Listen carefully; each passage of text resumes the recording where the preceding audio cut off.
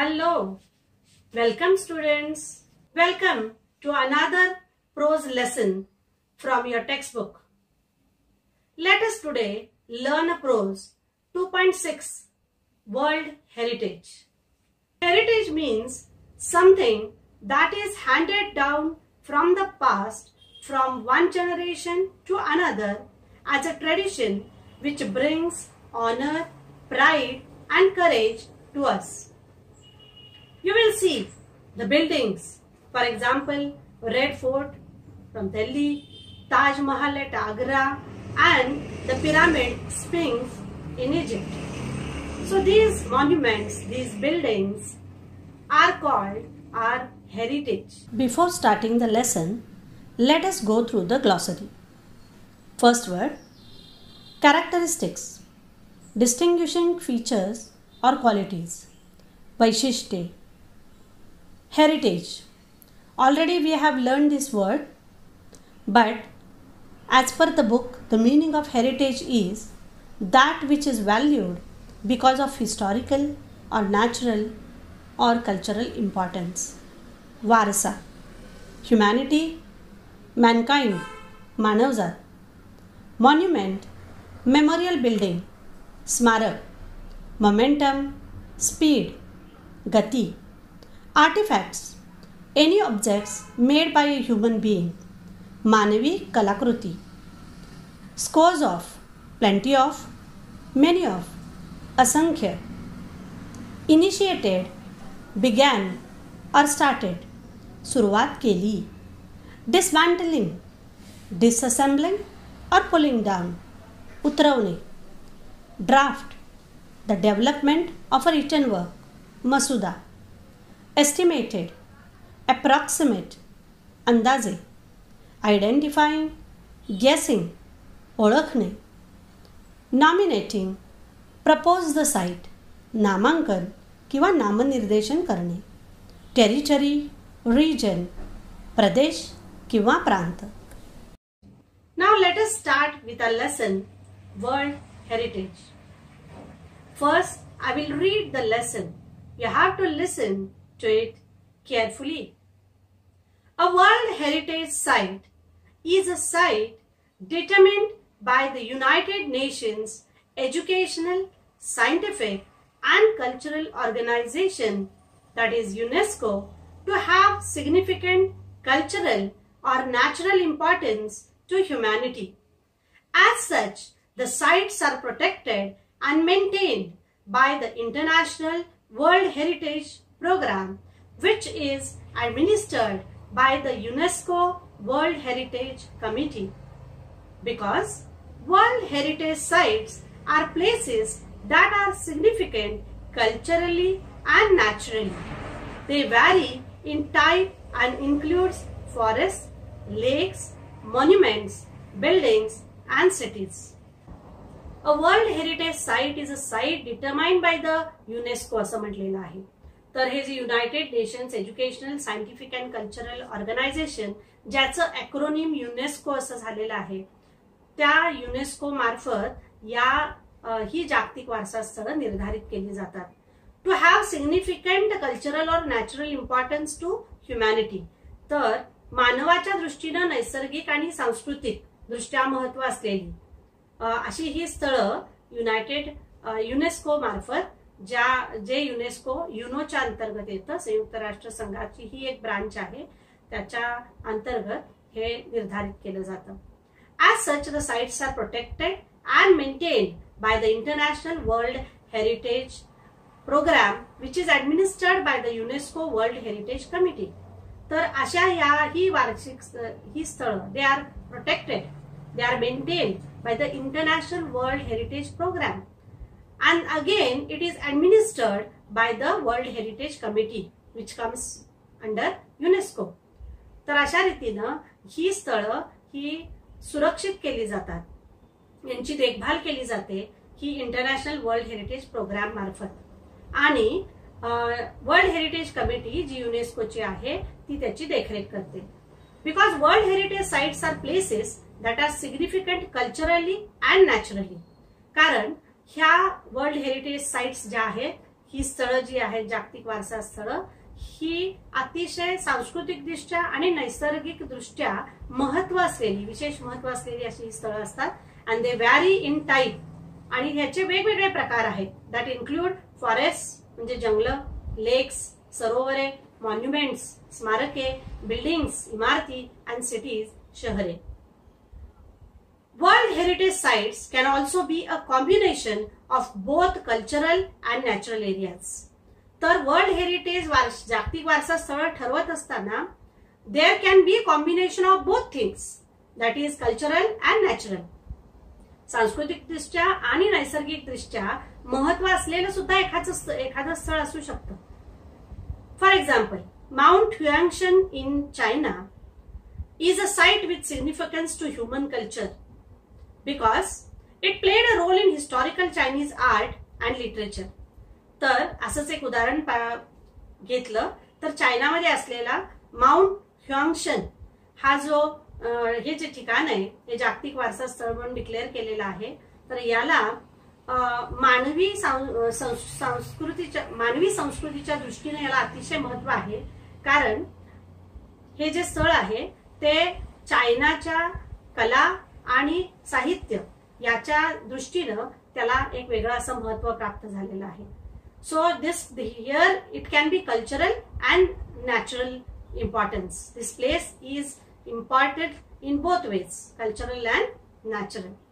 The mountain is also significant because of its physical landscape characteristic.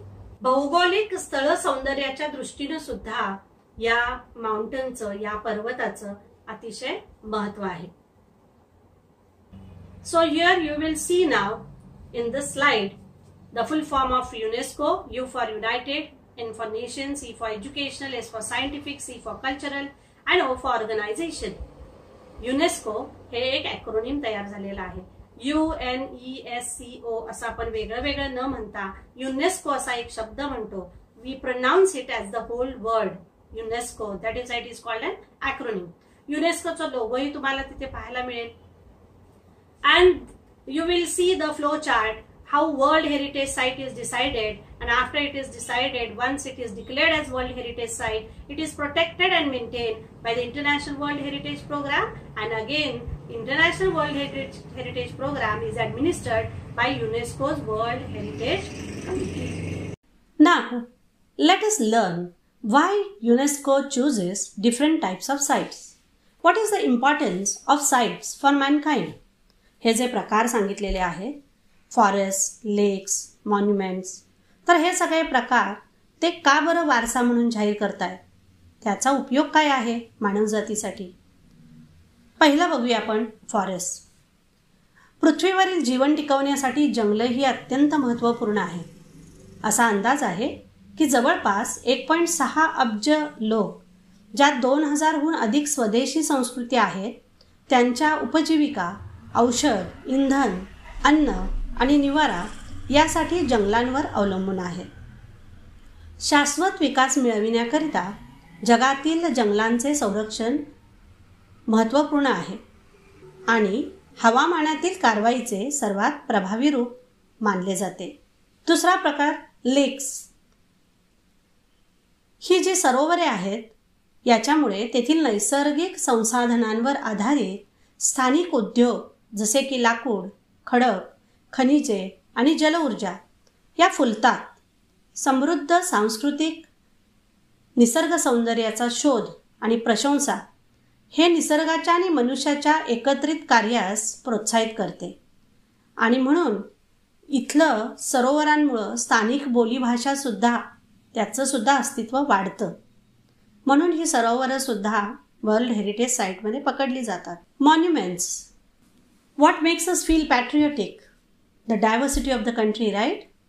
We feel just a wee bit proud when we stand before a monument that towers above you and reminds you just what is possible when people come together and create something great out of nothingness. अशा स्मारकांसमोर जर आपण उभं राहिलं तर आपल्याला थोडासा अभिमान वाटतो की काहीही नसताना हे लोक एकत्रित येतात आणि इतके मोठे मॉन्युमेंट्स उभं करतात. तर भारताच्या काही सुंदर अशी स्मारकं आहेत त्यांची आपण ओळख करून घेऊया. The red fort at Delhi. बादशाह शहाजहानने मुघल राजवटीत बनवलेल्या भव्य रचनेपैकी एक लाल किल्ला आता भारताच्या प्रजासत्ताक दिन उत्सवाचंही ठिकाण आहे. या किल्ल्याचा जर दौरा केला तर आपल्याला त्या सुवर्ण काळात मुघल जीवनशैली आणि त्यांचा कारभार कसा होता हे पाहता येते. दुसरं चित्र बघाल तुम्ही, चारमिनार ॲट हैदराबाद. हेही एक मॉन्युमेंट आहे. या चारमिनारचे 4 मिनारेट्स आहेत. 4 great minarets of Charminar. This is a very famous site in Hyderabad. हैदराबादमधलं अतिशय सुंदर असं हे स्थळ आहे, जे मोहम्मद कुली कुतुब शहा यानं 1591 बांधलेलं आहे. आणि महत्त्वाचं म्हणजे शहरातील महामारीचा अंत दर्शविण्यासाठी त्याची एक आठवण म्हणून हे चारमिनार किंवा हा चारमिनार बांधलेला होता. कुतुबशाही वास्तुकलेचा एक उत्कृष्ट नमुना म्हणून सुद्धा या चारमिनारकडे पाहिले जाते. तिसरं चित्र बघाल, इंडिया गेट. दिल्लीतील युद्ध स्मारक आणि प्रसिद्ध चिन्ह इंडिया गेट. इंडिया गेट हे एक प्रसिद्ध स्मारक आणि दिल्लीतील महत्त्वाचं ठिकाण आहे. पहिल्या महायुद्धात आपला जीव गमावलेल्या भारतीय सैनिकांच्या नावे किंवा 82,000 सैनिकांच्या बलिदानाची आठवण म्हणून या इंडिया गेटकडे पाहिलं जातं. त्या ठिकाणी एक अमर जवान ज्योती नावाची रचना देखील त्या ठिकाणी बांधलेली आहे. भारताकडे जाणारा सर्वात प्रसिद्ध रस्ता राजपथ हा सुद्धा या इंडिया गेट जवळून जातो. आणि या राजपथवर चालत असताना आपल्याला देशभक्तीचा अनुभव घेणं खूप सोपं होऊन जातं. चौथं चित्र बघाल तुम्ही तर ते आहे बुलंद दरवाजा, फतेपूर सिक्री. ऐतिहासिक बुलंद दरवाजा सम्राट अकबर यांनी त्यांच्या पूर्वीच्या फतेपूर सिक्री या राजधानीत इसवी सन 1641 बांधला होता. फतेपूर सिक्रीची सहल म्हणजे मोगल काळातील अकबर यांचं जीवन कसं होतं किंवा त्यांच्या जीवनाची सुरुवातच तिथून होते. तेव्हा फतेपूर सिक्रीला गेल्यानंतर आपल्याला मोगल काळातील बऱ्याच गोष्टी अनुभवायला मिळतील. यानंतर आहे buildings. Buildings brings importance to the city and the country. त्यामुळे या वारसा इमारतींचे संवर्धन करणे फार महत्त्वाचे आहे, कारण यामुळे भविष्यातील पिढ्यांसाठी वेगवान बदलणाऱ्या जगात ओळख आणि सातत्याची भावना प्राप्त होते. मुळात वारसा इमारती एखाद्या देशाचा भूतकाळातील इतिहास आणि संस्कृती दर्शवितात आणि म्हणून या बिल्डिंग्सना सुद्धा वर्ल्ड हेरिटेज लिस्टमध्ये स्थान दिलेलं आहे. पुढचं चित्र आपण पाहतोय cities. Cities increases the importance of the country as they tell us about our past glory and culture. तर ही शहरं आपल्या गतकाळातील वैभव आणि संस्कृती यांचं दर्शन घडवितात. पुढचं चित्र तुम्ही बघाल तर ते आहे माउंट ह्यांगशन ऑफ चायना. ला माउंट हंगशन पण म्हणतात and mount Huangshan of China. So Mount Hyeongshan is often described as the loveliest mountain of China, and it has played an important role in the history of art and literature in China. Mount Hyeongshan became a magnet for hermits, poets and landscape artists. या चीनच्या कला व साहित्याच्या इतिहासात अनेकदा चीनचा सर्वात सुंदर पर्वत म्हणून वर्णन केलेल्या या माउंट हुआंगशानने महत्त्वपूर्ण भूमिका बजावलेली आहे. माउंट हुआंगशान हे साधूंसाठी, कवींसाठी किंवा निसर्गचित्र कलाकारांसाठी एक लोहचुंबक बनलेला आहे. 1000 मीटरपेक्षा जास्त उंच असे असंख्य शिखरांचा समावेश असलेल्या या नाट्यमय पर्वतीय निसर्ग सौंदर्यामुळे हे सगळे लोक किंवा पर्यटक मोहित झालेले आहेत. तर आता आपण बघितलं की हे वेगवेगळे प्रकार वारसा स्थळं म्हणून का डिक्लेअर केली जातात. तर आपली जी परंपरा आहे किंवा आपले जे गतकाळातील वैभव आहे ते काय होतं हे येणाऱ्या समोरच्या पिढीला किंवा येणाऱ्या पुढच्या पिढीला आपल्याला सांगता येईल किंवा ते दाखवता येईल यासाठी ही वारसास्थळं म्हणून युनेस्कोनी जतन केलेली आहे. नाव we'll see the history of World Heritage Sites.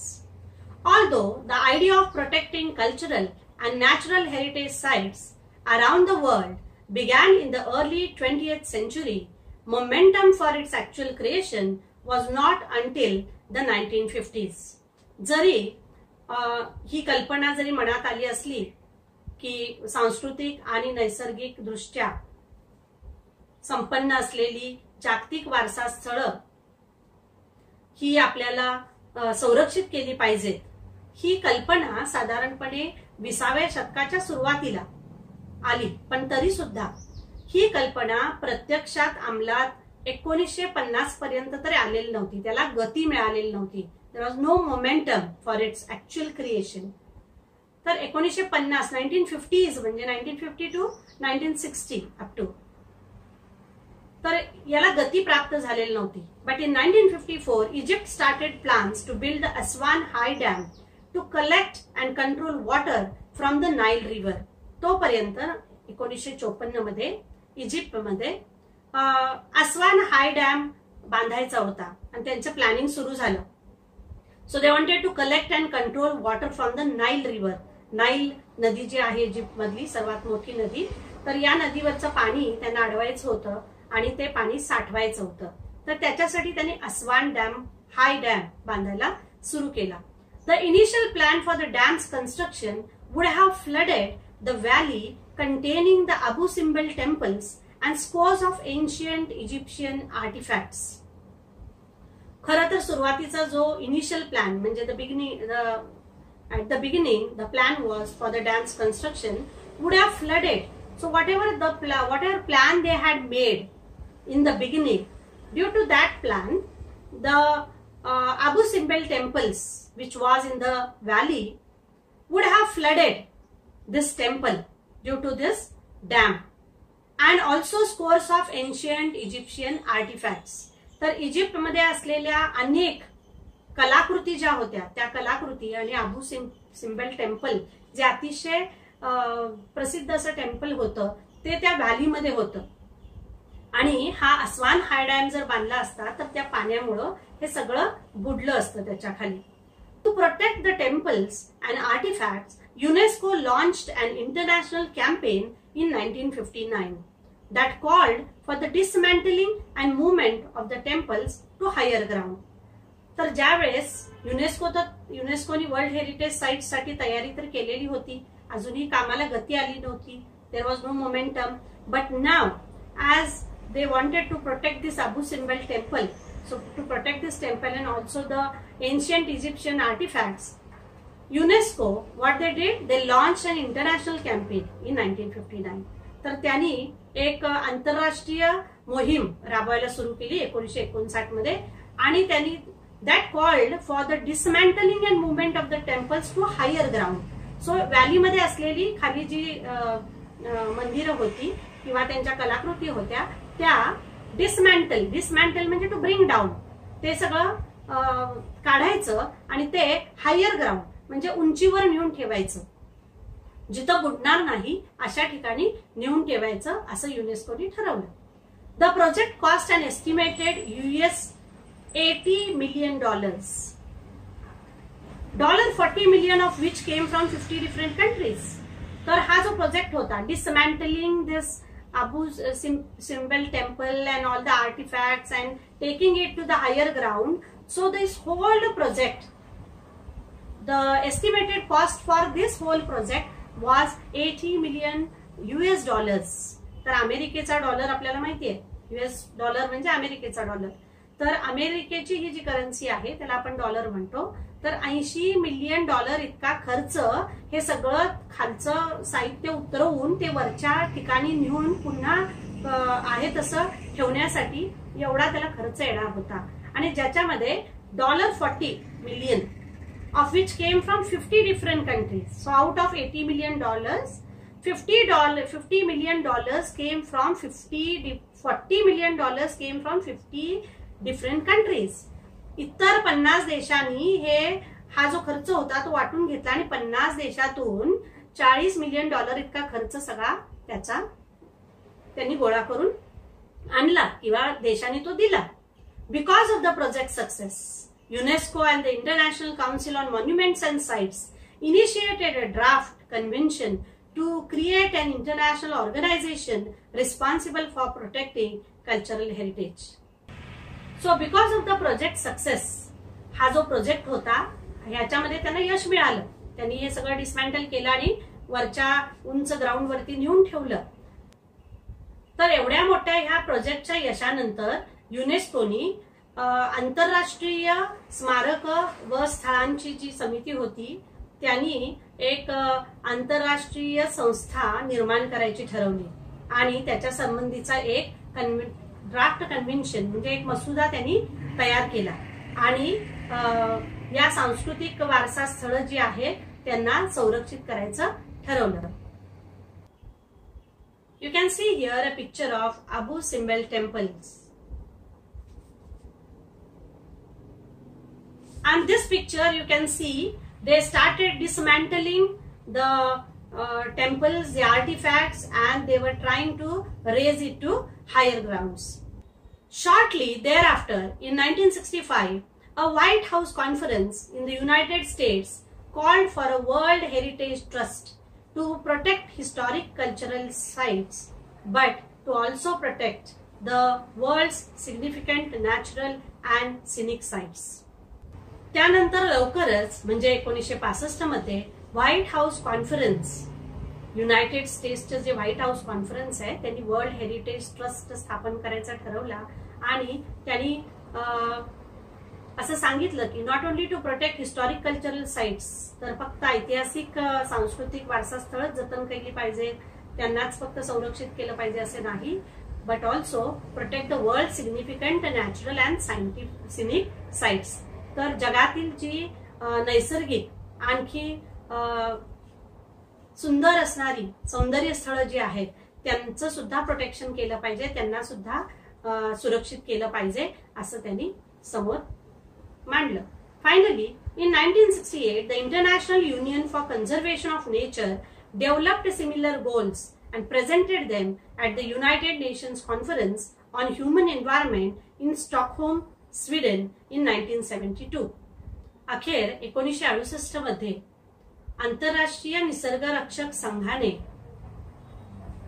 याची उद्दिष्ट तयार केली आणि 1972 साली स्टॉकहोम, स्वीडन या ठिकाणी युनायटेड नेशन्स कॉन्फरन्स, जी संयुक्त राष्ट्रसंघाची कॉन्फरन्स असते, त्यामध्ये मानवी पर्यावरण या विषयावरती त्यांनी त्यांची उद्दिष्ट सादर केली.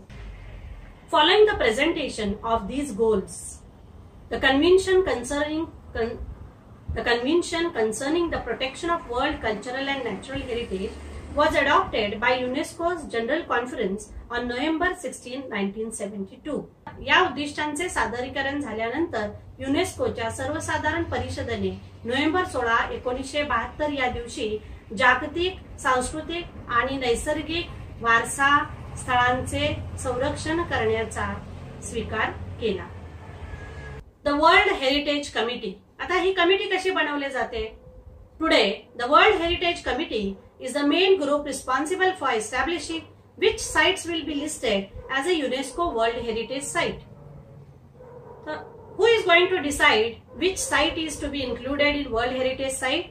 So here the World Heritage Committee, this is the main group which is responsible and decides which site is to be included. कोणती साइट, कोणतं स्थळ या जागतिक वारसा स्थळांमध्ये घालायचं हे वर्ल्ड हेरिटेज कमिटी ठरवते.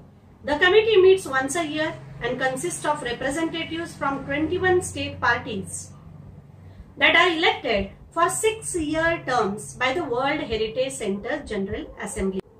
या कमिटीची बैठक वर्षातून एकदा होते आणि याच्यामध्ये 21 रिप्रेझेंटेटिव्ह असतात. तर हे कोण ठरवते 21 representative? World heritage centre general assembly.